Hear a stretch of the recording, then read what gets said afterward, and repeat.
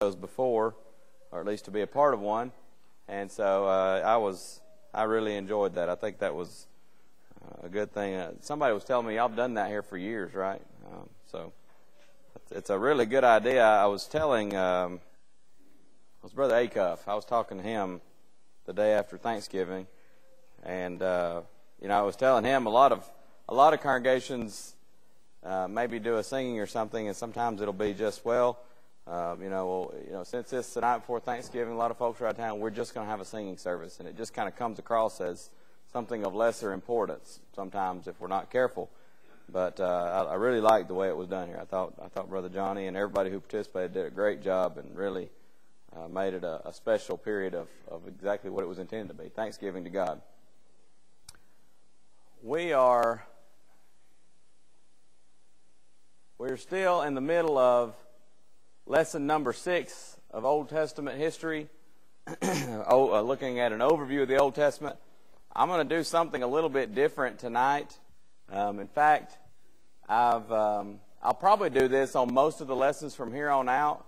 I'm going to set this up so that we will start, Lord willing, next week with lesson 7. I had somehow managed to get one week I finished like half a lesson, and so now every time we finish, we're halfway through a lesson. So I'm going to slow down a little bit tonight. We're going to look at some things in the book of Joshua, which is the main part of this section of Old Testament history. And I'm going to try to stretch this out so that what will happen is tonight we will end period number 6. And then, Lord willing, next week we will pick up with period number 7. Chances are real good we'll slow down in the book of Judges. We'll take a look at some of those judges individually. I would like for you, especially looking at we're halfway through.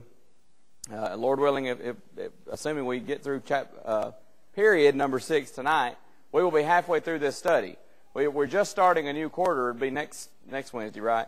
So that gives us, 12, 13 weeks?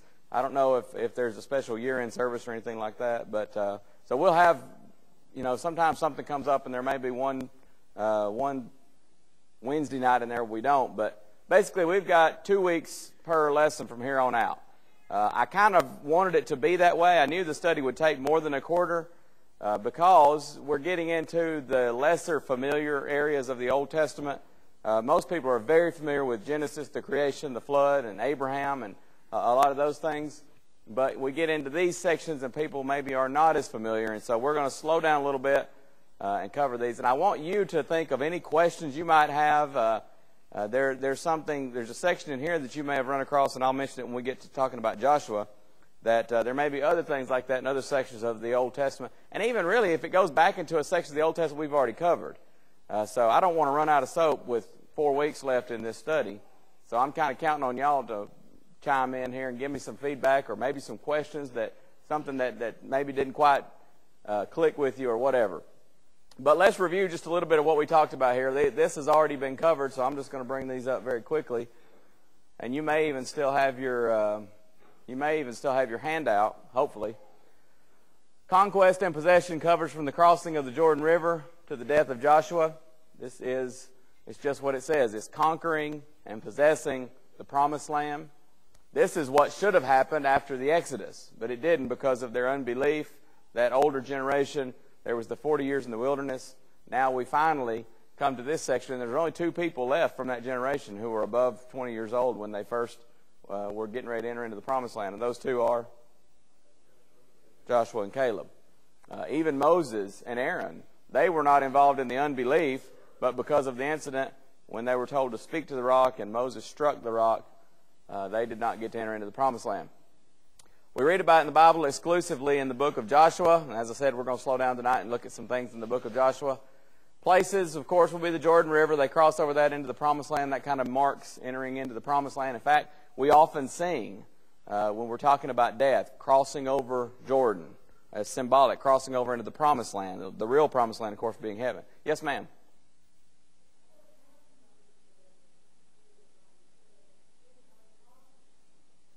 Did I not give those copies out?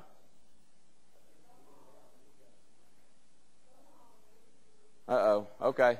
Well, Brother Chris, you want to just run some copies? Raise your hand if you don't have 6. Oh, well, hang on. Maybe I should say raise your hand if you do have fear, number 6. Oh, look at there. How about that?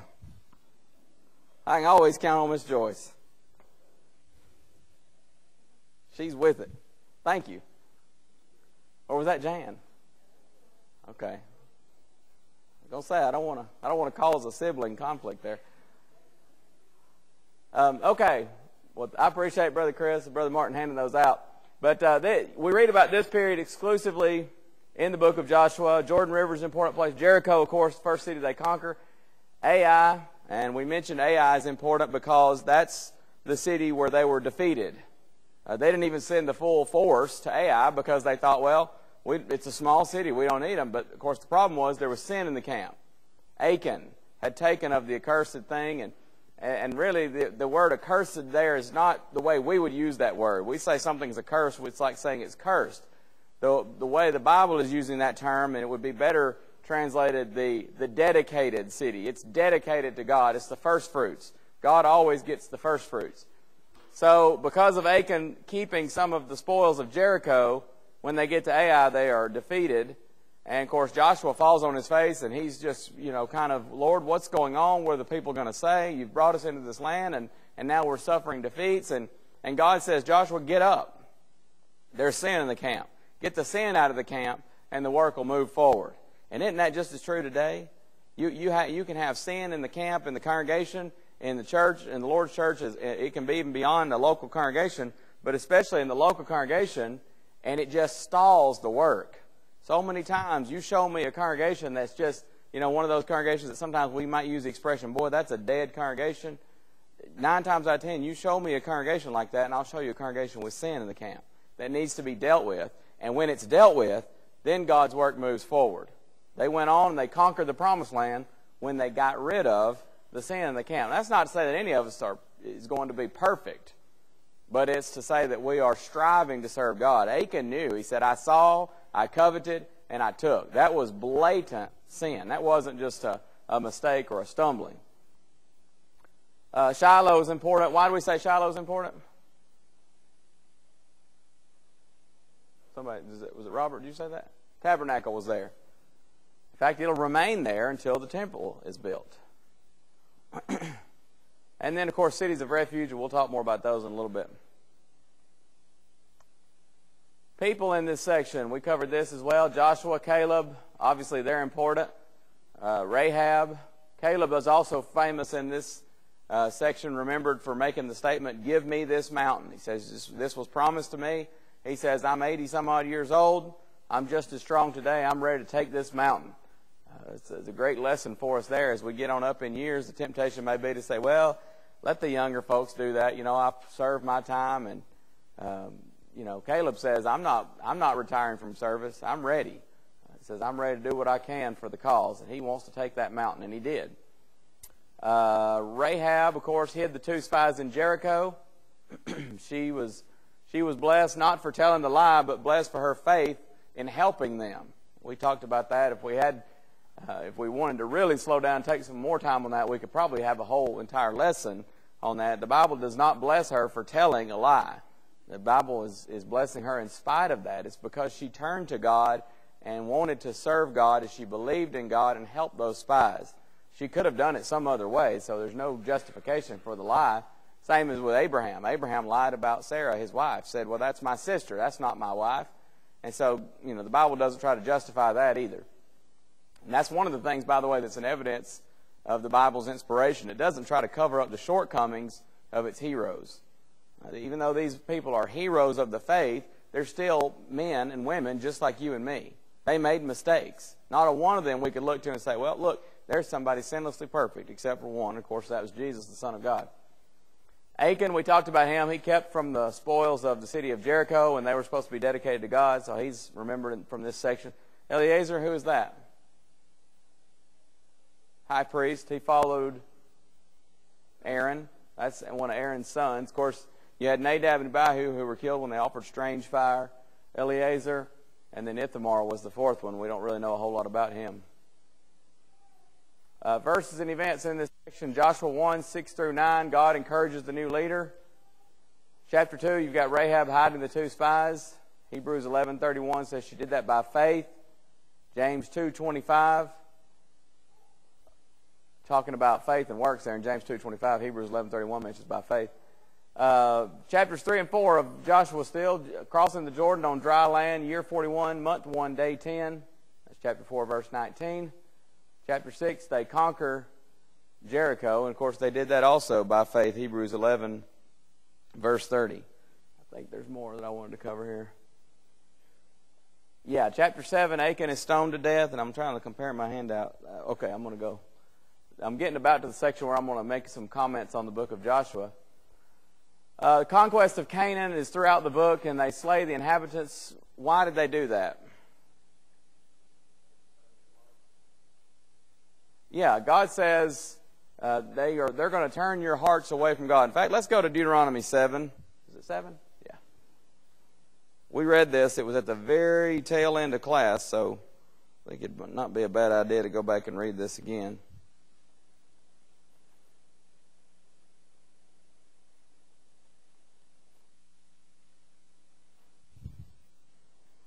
Sometimes people have trouble with this, and they say, boy, God tells them specifically to go in there and wipe out these inhabitants, and I don't understand that.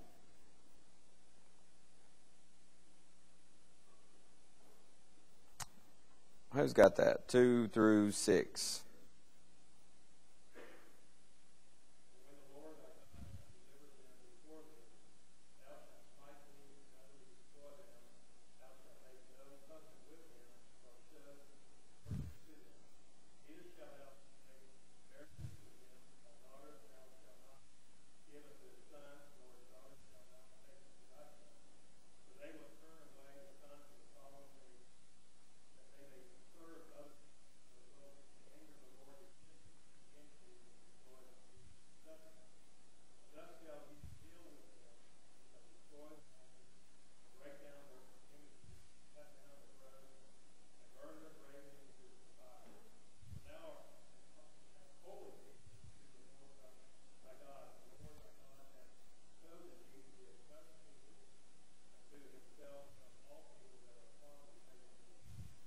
Okay? God says you don't make a covenant with them. You smite them. You don't make marriages with them. You don't give your children to them in marriage. Because, verse 4, they will turn away your heart from following me. God says very clearly they're going to cause you to be idolaters. There's a few things that people don't consider sometimes when they go to this passage and they make such accusations against God as they sometimes do. Number one, how long was this in the works? How long did these people have to do what God would have them to do? You say, well, they didn't have this special relationship with God that Israel did. They didn't. That doesn't mean they were left without knowledge. There was a patriarchal law, God communicating with the heads of the households. They knew things. In fact, Jesus even refers to Abel as a prophet. There were things that they would have known. In fact, even just in nature itself, they could see that God exists. And Romans 1 tells us they didn't look out in nature and see and acknowledge God's existence. They looked out in nature and began to worship the creature, the creation, more than the Creator. And so they began to worship the sun and the moon and the stars and all the host of heaven instead of worshiping the God who made all those things. And God gave them chance upon chance, and that's the reference in Genesis 15:16. The iniquity of the Amorites, Amalekites, one of those, is not yet full, God says to Abraham. The iniquity is not full, so I'm not going to destroy them yet. That's all the way back in Abraham's day. So chance after chance after chance after chance. And guess what? Here's Israel ready to go into the promised land in Numbers 13. And the people come back and they say, oh, there's giants in the land, we can't conquer it. And so guess what the people in the land of Canaan got? 40 more years to get their lives right with the Lord. Did they do it? No. They didn't do it. They didn't turn to God. And so what we have to understand is that just like in our lifetimes, there is the long-suffering of God is salvation. Peter talks about that in 2 Peter 3, I believe it is. The long-suffering of God is salvation. But God's long-suffering is not endless. It has an end. And we need to understand that. When you put off doing what's right, when you put off becoming a Christian, when you put off coming back to the Lord if you're unfaithful, you're playing with something dangerous, because we don't know I mean, can you imagine even these inhabitants of the Promised Land, when this judgment came upon them from the Lord in the form of the Israelite army? Many of them were probably just having a regular old day. And then here it comes. And so sometimes people don't forget or don't think about how much time they had to repent. God gave them more than ample opportunity.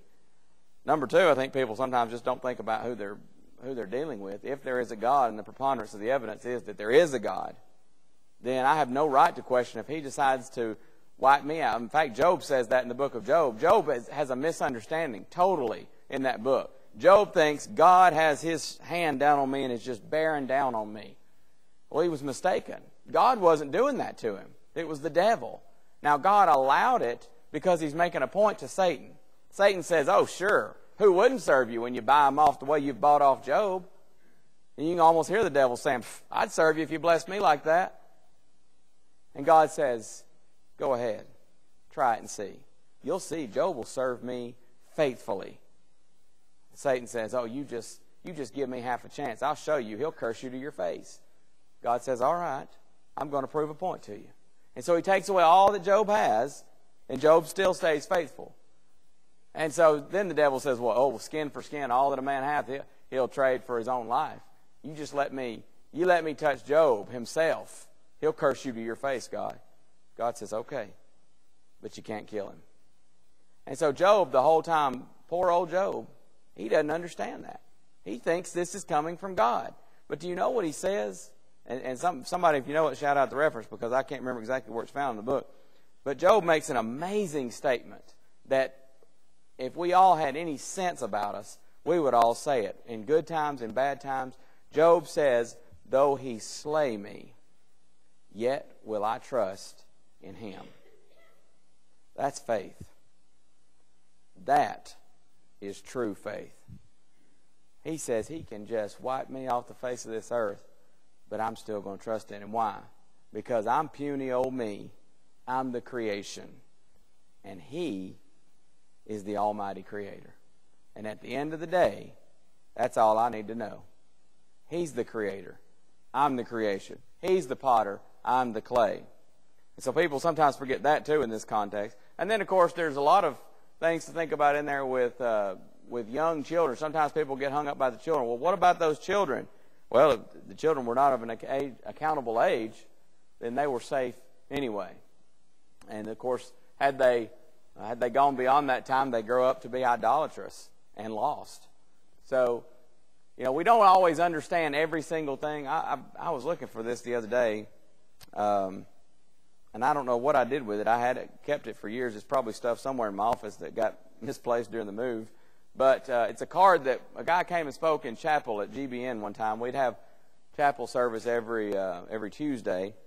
And so he came. It was an area associate preacher, and he came and spoke to us. And he handed out these little cards, and it was kind of the theme of his chapel talk that day. But it said, I will not let the things I can't understand overwhelm the things I can't deny. And that certainly is something that ought to be kind of a motto for all of us.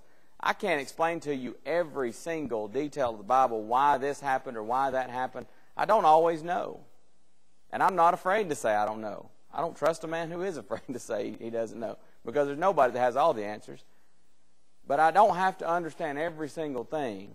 I don't have to let that cause me to deny the things that I just cannot, or to forget about or explain away the things that I simply can't deny.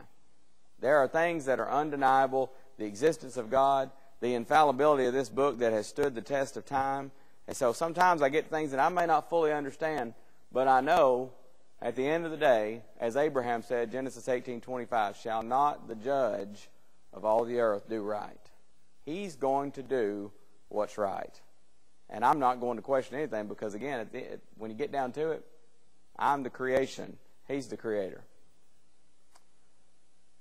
The land is divided among the tribes by lot, Joshua 13:1 through 19:51. Of course, that's the end of chapter 19.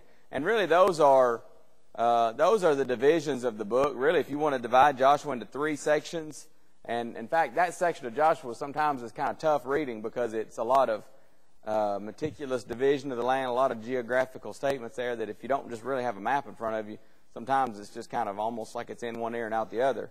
But the first section of Joshua, 1 through 12, or, well, 1 through the end of chapter 12, would be the conquering of the land, the conquest. Chapters 13 through 19 would be kind of the possession, the dividing up of the land among the tribes. And then you get to the rest of the book. Well, I just went blank on that section. Conquering the land, dividing the land. Anyway, I just went blank. I had that in there, and I tell you all the time if I don't write something down.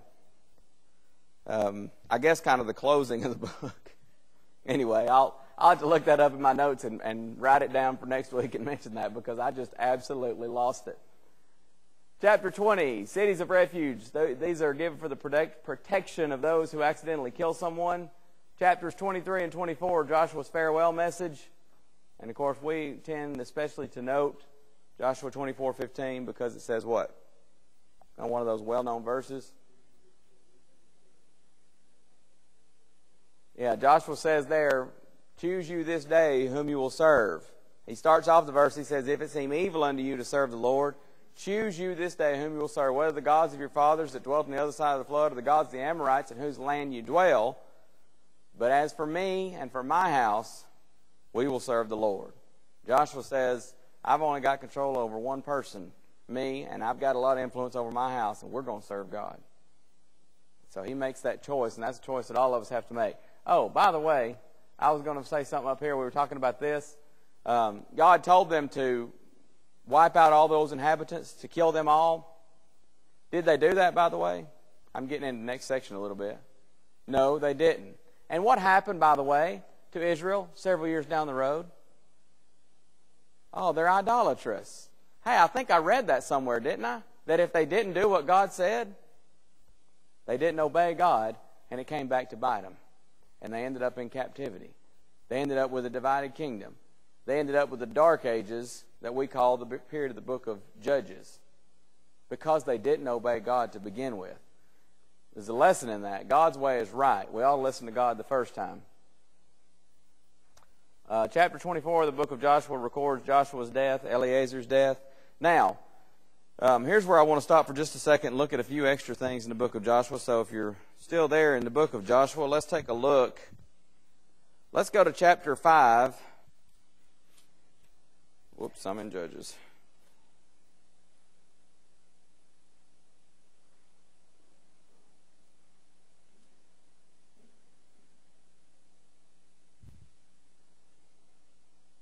Someone read for us. I'm going to get, actually, first of all, Scott, do you mind getting Hebrews chapter 2 and just kind of hold your spot there? I'm going to come back to that in just a moment. We're all still going to be in Joshua chapter 5, so I'm going to need you to read real loud in just a minute. Let's look at Joshua 5, 13 to 15. And then somebody who's got that, if you don't mind, please read that for us.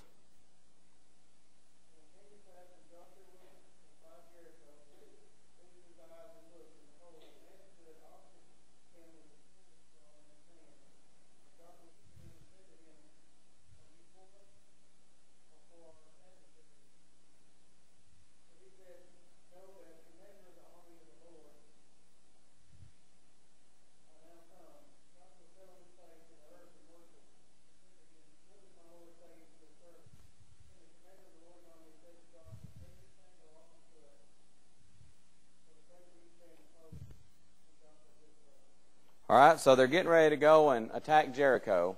First city they're going to attack and conquer in Canaan proper. And Joshua's getting ready for this, and he looks over and he sees this man with a sword drawn in his hand. Imagine that would kind of get your attention. And he says, again, you can kind of see that'll be a little bit startling. He says, first thing I'm going to want to know if I see a guy like that, it's probably the same question Joshua wants to know. Hey, are you for us or for our enemies? That's a pretty intimidating figure. But he says he is, what does it say there? You think you got New King James, right? Commander of the Lord's army. King James has captain of the Lord's host. Well, Joshua understood what that meant. He's on our side. We're following the Lord. He's captain of the Lord's host. We are the Lord's host, so that's good news for us. But he understands if this is the head of the army, then that can be only one person. And he falls down and worships. Now, it's interesting because we talk about this. By the way, can you imagine that? You're going into battle. Y'all know I like Lord of the Rings.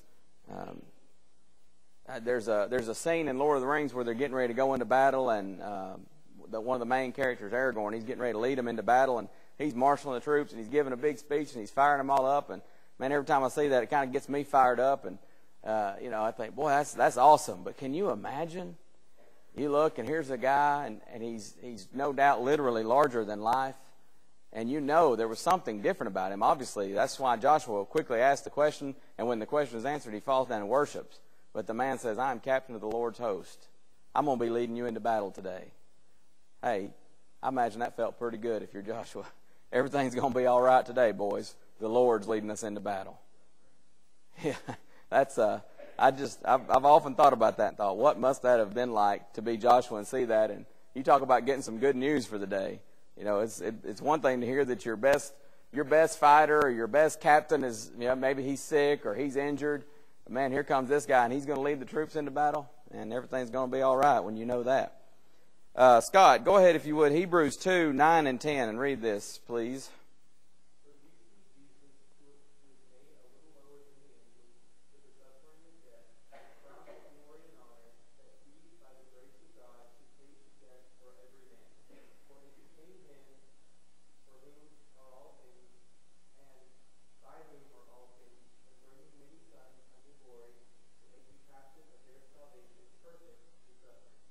All right, Jesus was made a little lower than the angels that he might become the Savior of the world. And then he refers to him just in the next verse as the captain of our salvation. So this is I don't know if we'd call it a true type, antitype relationship in the Bible, but this person that Joshua sees in Joshua chapter 5 there's nobody else it could be but the second person of the Godhead. Now at this time he's not Jesus. He's Jesus when he's born on earth, but we might say the Word or the second person of the Godhead. We know that because, for one thing, Joshua falls down to worship and he didn't refuse it. Angels do not accept worship, not God's angels, not faithful angels. They always refused worship. You see that in the book of Revelation. You see it in other cases, the book of Daniel, for instance. Godly men always refused worship. Peter and John refused worship. Paul refused worship. Other people did. This being, in Joshua chapter 5, did not refuse worship. In fact, he says the same thing to Joshua that Jehovah, the great I Am, says to Moses in Exodus chapter 3. Take off your shoes because you're standing on holy ground. Well, what on earth made that piece of ground holy? The presence of God. This was the second person of the Godhead. So that's an interesting passage there that maybe you've noticed before, and I think probably most people have seen that and studied that enough to know who that is. But that's one of those passages that every time I read it, it just sort of gives you chills, man, to think about that encounter and what that must have been like, and then to know we're going into battle today and he's going to be our leader. That's got to be encouraging. All right, then chapter 6, Jericho. I've got a note from this later, but let's just go ahead and make a note. Really, this could apply to Jericho or the whole Promised Land for that matter. Was it a gift from God? Sure. Israel didn't earn it. In fact, God was merciful enough to allow them to enter in, even though they griped, they complained a lot in the wilderness. They're going to not even do what he says do and drive out the inhabitants as they're supposed to once they get in the land. So they sure didn't earn it. But they were given instructions from God to take the city, march around the city one time a day for 6 days and 7 times on the 7th day, and then they blow the horns and shout, and the walls fell down. They were given instructions and they were expected to obey them, right? Obviously. Well, obeying God's instructions didn't mean that they earned it. Didn't mean that, they'd worked for that blessing from God. And so just remember that. Sometimes people try to say today, well, if baptism is necessary for salvation, then you're working for salvation. And the Bible says salvation is not of works. But there are several things to remember with that. Sometimes people will say, and I've even asked people, I say, so you mean any work is if there's any work, then that rules out being, that can't be a part of the plan of salvation? No, not if it's a work, because salvation is not of works, Ephesians 2, 8, and 9. And so I've asked people that question, and they say, absolutely, any work, it's out. Well, the problem with that is, I'll ask them, how am I saved then? And they say, well, you need to believe in Jesus. Well, when you go to John 6, 28 and 29, they say, what must we do to work the works of God? And Jesus says very clearly, this is the work of God, that you believe in Him whom He hath sent. So faith is a work. And so if you throw all works out, then you've got not even faith. Well, I reckon that'd be everybody's saved then. But the Bible clearly teaches that everybody's not saved. So what's the answer then? Well, obviously in Ephesians 2, 8, and 9, Paul's not talking about works just period. He's talking about works of righteousness that we might do to try to earn salvation, or coming up with our own plan of salvation. That's not how anybody's going to be saved. But that's not to say that you can't obey God, or that you shouldn't obey God. Can you see an Israelite standing around outside the city of Jericho, hands on his hips, saying, now, y'all do what you want, but my salvation is of the Lord, and it's not of works, and I'm not marching a step around this city, because I believe God is going to give us this city. How do you think that would have gone over? That wouldn't have worked. God is the one who said, march around the city one time a day, 6 days, 7 times on the 7th day. So we need to understand, number one, works is sometimes used differently in the New Testament. You have faith without works is dead in James chapter 2, and yet in Ephesians 2 he says salvation is not of works. Well, it's not of works of my own devising. So obviously we have to put those statements in their context. But because you obey God doesn't mean you're earning a gift. And no doubt, I remember as a kid, I haven't heard this as much lately, but maybe just because I'm not going to as many youth functions. But when I was a kid, I used to go to a lot of youth functions, youth days, youth rallies, things like that. And I used to hear the illustration used a lot. A preacher would be talking, and he'd maybe pull out a $20 bill, and he'd say, now if I say I'm going to give you this $20 bill, you say, okay. Well, did the person earn it? No. But if I say, here, come up here, and I'll give you this $20 bill. Well, what if he gets out of his seat and he walks up to me? Has he earned it? Well, no. But what if he sits there in his seat and says, no, I'm not coming up there. You said it was a gift. Well, sure, I'm saying it's a gift, but I'm the one giving it, so I say, come up here and get it. No, that'd be working for it. Not going to do that. Well, you understand, it gets to the point of being silly. We understand this in everyday life, but sometimes when we come over to the spiritual realm, we don't think about that. The curse of Jericho, we talked about that. This was actually the very, very, very first time I was here. No, it was actually the second time I was here. I was here for a Wednesday night summer series when I was at GBN, but the Sunday I came here on Mother's Day and preached for the first time on a Sunday. In Bible class, we studied the curse of Jericho. I don't know if y'all remember that, but look at Joshua 6:26.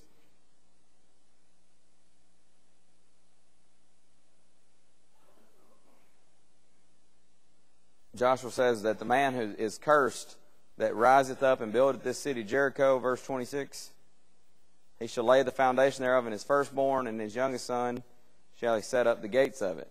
And in 1 Kings 16:34, I'm sure you've got a cross-reference there if you have cross-references in your Bible.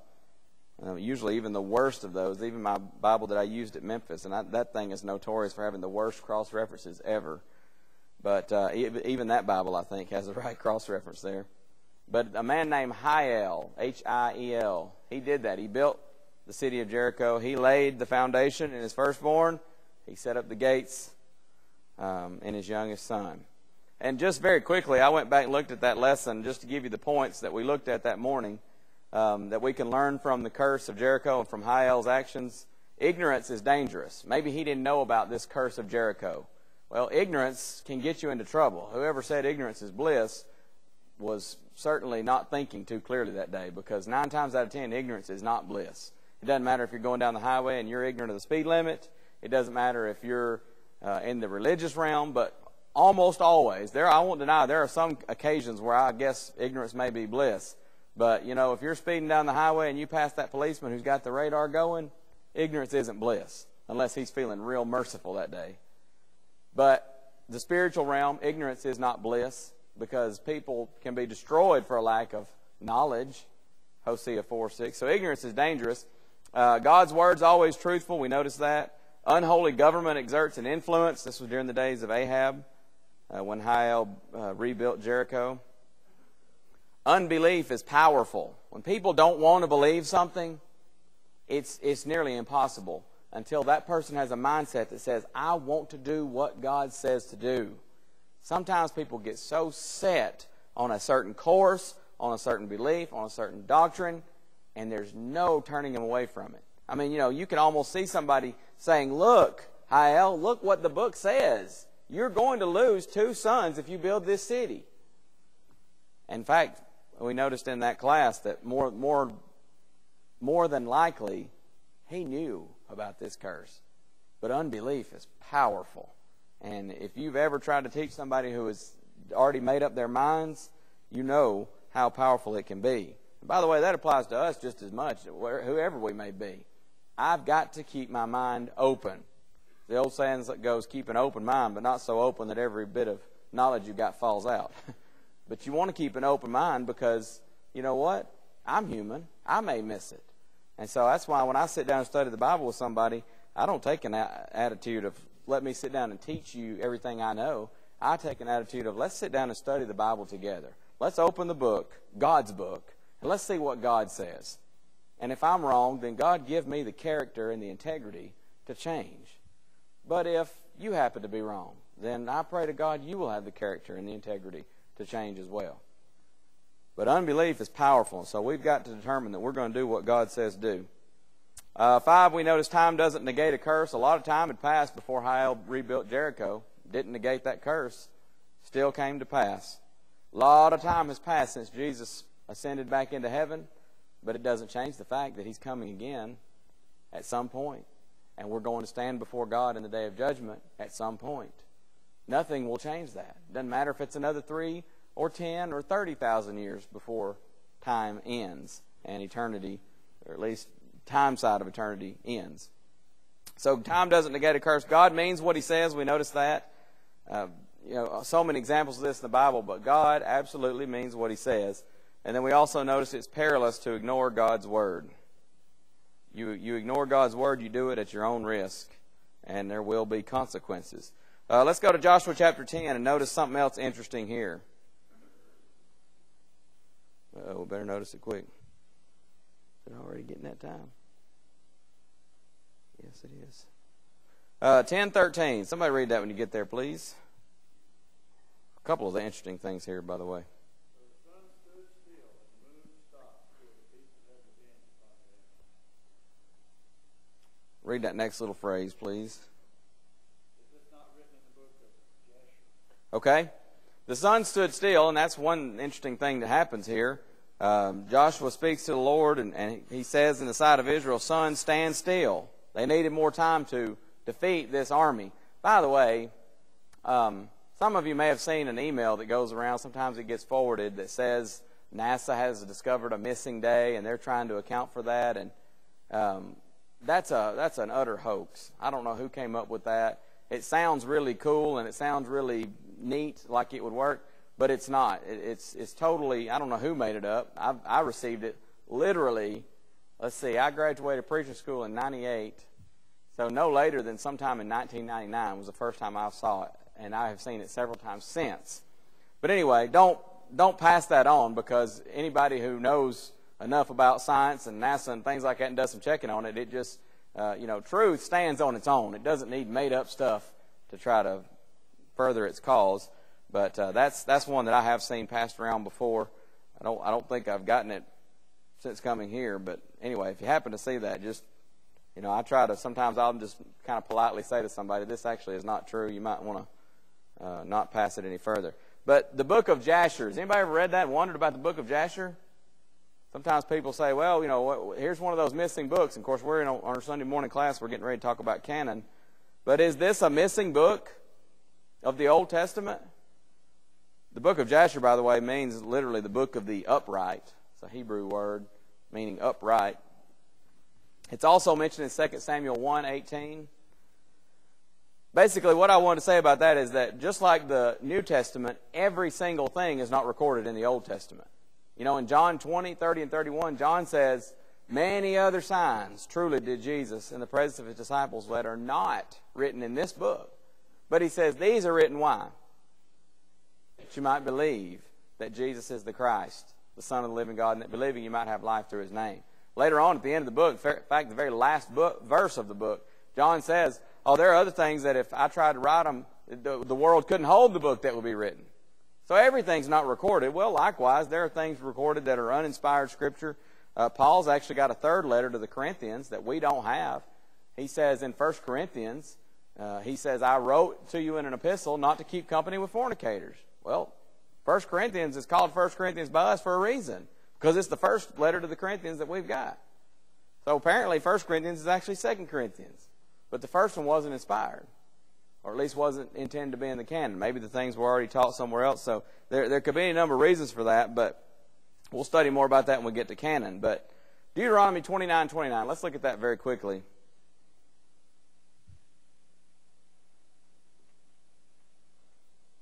Man, there's so much good stuff in Joshua. I mean, I've got lots left, and we're running out of time quickly.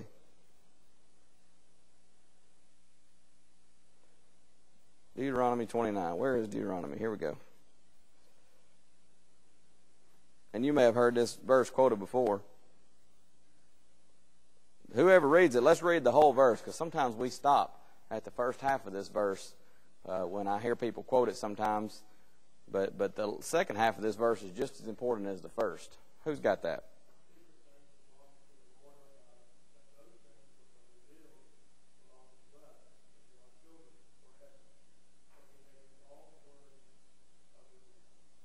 Do you know how many Bible classes have been eat up with discussions of, did Adam have a belly button? Or something silly as that. What did Jesus write on the ground when they had the woman taken in adultery and he stoops down and he writes on the ground? What did he write on the ground? Well, I don't know. Well, what about when Nicodemus came to him by night? How come he came by night? Well, here's the brother in Bible class says, I know. I'll tell you why. Well, then little sister so-and-so over there says, And then next thing you know is a fight in Bible class. But sometimes we talk about things and somebody will say, well, the secret things belong to the Lord. And that's true, but don't forget the second part of that verse. Those things which are revealed belong to us and to our children forever. Why, Moses? That we may do all the words of this law. It's important that we don't worry too much about the things we don't know and get busy studying the things that are revealed. Well, we could spend all day talking about what Jesus wrote on the ground. I could speculate about it. You could speculate about it. Why Nicodemus came to Jesus by night, or whether Adam had a belly button or not. But you know what? Let's spend some time in the things that are revealed. Let's get into the book of what's revealed to us and make sure we're following it, know it, and prepared to go out and teach it to others. The book of Jasher, I don't know what all's in it. I'm not worried about that. I've got everything that pertains to life and godliness, 2 Peter 1:3, right here. And I'm going to spend my time in that book because I got enough to keep me busy for a long time in this book. I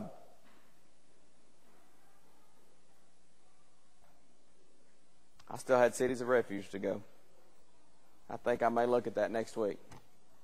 We'll start on period number 7 next week. Like I said, I want to take a couple of weeks on each of these anyways because we got that extra time, and I don't want us to stop right smack dab in the middle of a quarter. So we'll just pick up right where we left off next week when we come back. If you have any questions or comments, I don't know, the kids are coming up, so write them down. We'll get to them next week. Thank y'all very much.